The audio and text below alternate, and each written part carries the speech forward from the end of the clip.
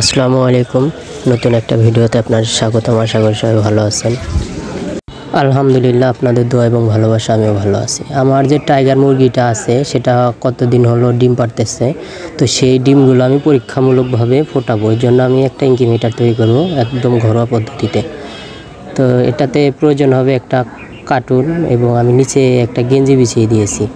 গেঞ্জি বিছিয়ে দেওয়ার কারণ হচ্ছে এটাতে আর্দ্রতা ভালো থাকবে, মানে নিচ থেকে ঠান্ডাটা উঠবে না। তারপরে আমি কিছু পরিমাণে কাঠের গুঁড়া দিয়ে দেবো এবং কাঠের গুঁড়োগুলো সুন্দরভাবে বিছিয়ে দেবো। কাঠের গুঁড়া দেওয়ারও কারণ হচ্ছে যেহেতু কাঠের গুঁড়া দিলে অনেক উঁচু হবে এবং 1-1.5 ইঞ্চি পরিমাণে উঁচু করে দিতে হবে, তাহলে নিচ থেকে ঠান্ডা ভাবটা উঠবে না, এতে ডিম সহজেই ফুটবে। আর এই ডিমগুলো ফুটাবো আমি সব মূলত পরীক্ষামূলকভাবে, যে আসলে এই ডিম ফুটে নাকি সেটা দেখার জন্য।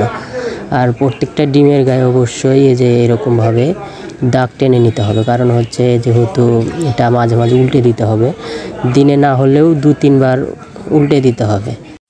মাঝে মাঝে উল্টে দিলে দেখা যাবে দুপাশেই সঠিকভাবে তাপ পাবে, এতে ডিম খুব তাড়াতাড়ি ফুটবে এবং সহজে ফুটবে, ডিম নষ্ট হওয়ার সম্ভাবনা কম থাকবে। আর এগুলা মূলত আমি ফুটাবো হচ্ছে পরীক্ষামূলকভাবে, তো এর জন্য আমাকে একটু বেশি সতর্ক হতে হবে। এইভাবে এর আগে আমি কখনো ডিম ফুটাই নাই। যদি এর ভিতরে কোনো ভুল থাকে অবশ্যই আপনারা বলে দিবেন যে আসলে কোনটা ভুল হয়েছে আমার।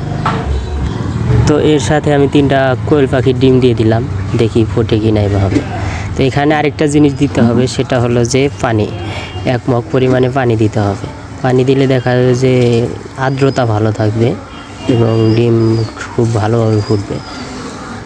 এটা আসলে এক ভাইয়ের কাছ থেকে শুনেই আমি এই পদ্ধতিগুলো ব্যবহার করতেছি। তো এর ভিতরে যদি কোনো ভুল থাকে অবশ্যই আপনারা সেটা বলবেন। এখানে আরেকটা জিনিস ব্যবহার করতে হবে, সেটা হলো যে 100 ওয়াটের একটি লাল বাল্ব। তো এই ছিল আজকের ভিডিও। পুরো ভিডিওতে সাথে থাকার জন্য ধন্যবাদ। ভিডিওর কোথাও কোনো ভুল থাকলে অবশ্যই সেটা জানাবেন। আসসালামু আলাইকুম।